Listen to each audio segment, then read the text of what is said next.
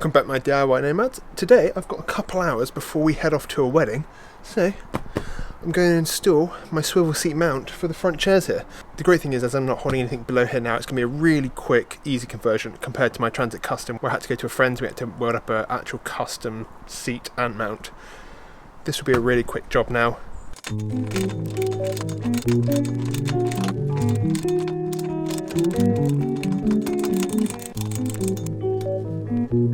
So how nuts is this, guys? This chair is actually only held in with 2 bolts. The other 2 bits at the back, they're just like slide-on fork mounts. So 2 bolts, and this whole thing is going to slide out. Oh my god. Okay, I need to put the camera down.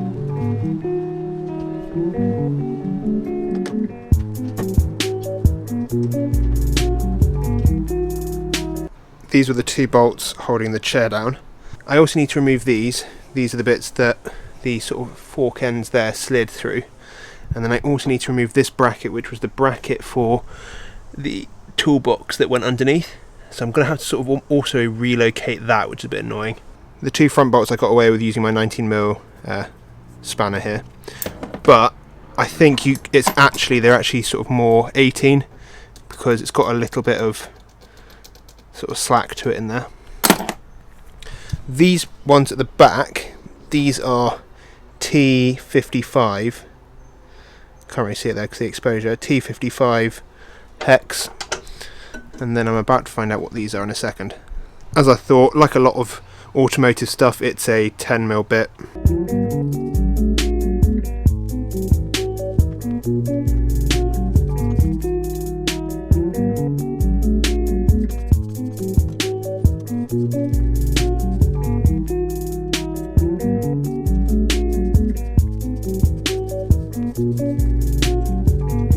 As per the instructions, they actually say you're going to have to cut away a bit of this sort of plastic rubber mat.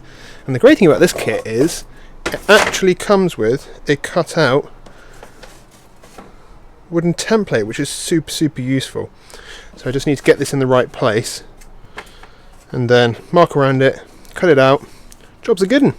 Okay guys, like always, the things they don't mention in the instructions are when you're cutting away this mat, don't worry, I haven't cut any wires, but make sure you're aware that there is a lot of cabling running directly across this area. So if you're taking a knife to it, just be aware of this area. These 2 cables that were originally sticking up around through here, I'm having to sort of reroute them through the centre area just like that. I haven't had to cut out as much of the foam area as they say you do. But also another really annoying thing is I've had to use my rotary tool and trim this sort of plastic bit down that is housing these cables, because that stands too proud for this to sit on. And here you have to remove this little push cap there and this little random bracket from here. Once you're ready to put the bottom plate in, all you need to do is, with this one, these are all locked down in place and they have a pin that seems to hold them in place so you can't unscrew these. Just take the pin out when it's in place, undo all of them, and then undo this nylock nut. It's not as easy as that, you need to use some spanners and everything. Then the top part is ready to come off. One other thing I forgot to mention was that you probably will either need to have this removed constantly so it can sit flush on the bottom, or you will have to cut out a segment of this. I'm probably going to look at cutting out a segment of this, which is a bit annoying, but to make it super neat, what I will do is I'm going to use my rotary tool and make a really nice clean cut, and then just slide it in afterwards.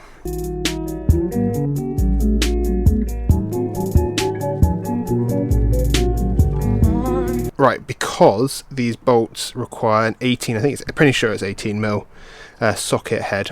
I don't actually have one of those because I've been relying on my spanners, but obviously because this is like a hole, I'm going to need one. So I need to go screw fix today anyway, so I'm going to head over there and grab that and some cable.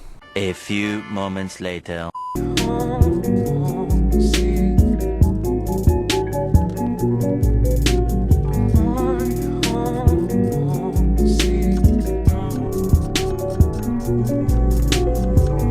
bottom plate is now in place. I'm just going to put the top plate back on, do the nylock nut up, and then I can finally reattach the seat.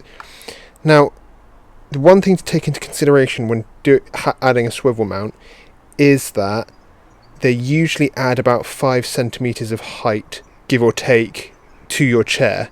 So I've got the top plate in now.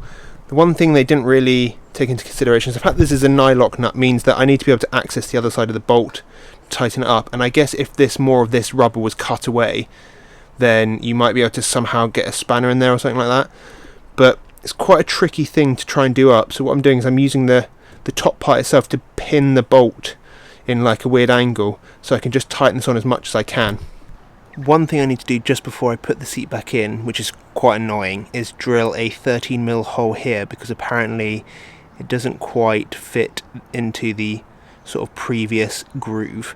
So I need to drill it between this little hole and the groove.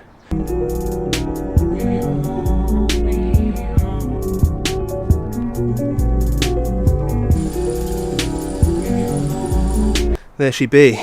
I drilled the hole, and then what I did was I used my rotary tool with a little steel cutter head, and I just trimmed off the gap, because obviously I cut a hole and there was still like a little bridge across here, so I cut out the bridge, fired it all down.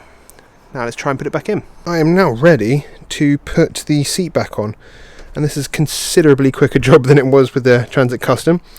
What I need to do before I put the seat onto the top plate is to remove these 4 bolts. Well, these 2 bolts, these 2 nuts here, and then it'll go in place.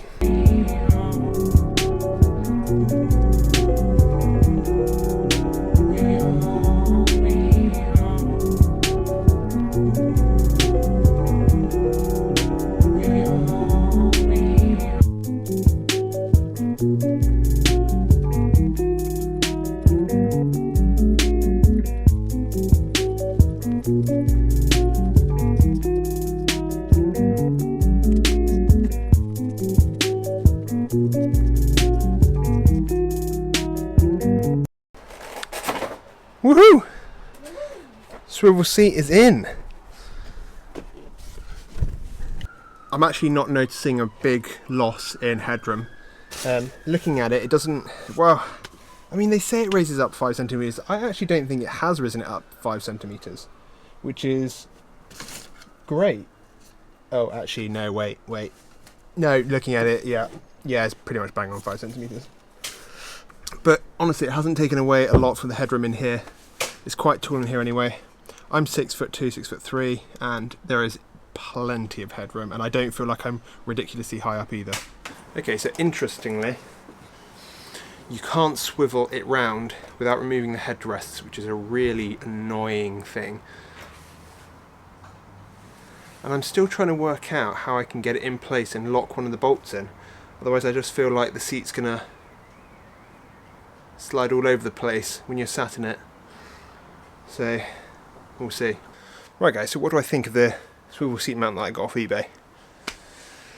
I'd probably give it like a 3.5 out of 5. My reason for sort of giving it a bit of a lower rating would be that it is a bit annoying to try and rotate. I found that you have to remove at least one of the headrests, which is a bit of a pain in the ass, and you have to rotate it that way. So anti-clockwise is probably the easiest way. You can rotate it both ways, but anti-clockwise is probably the easiest. One final thing, the little handles, the little toggles you have to rotate to loosen the seat or tighten it up, they are really, really stiff. So something just to take into consideration if you're buying this. But that's the end of the video for today, my DIY nomads. So if you haven't already, please like and subscribe. It only takes a second and it really, really does help me out. And I will catch you guys in the next video. Yeah.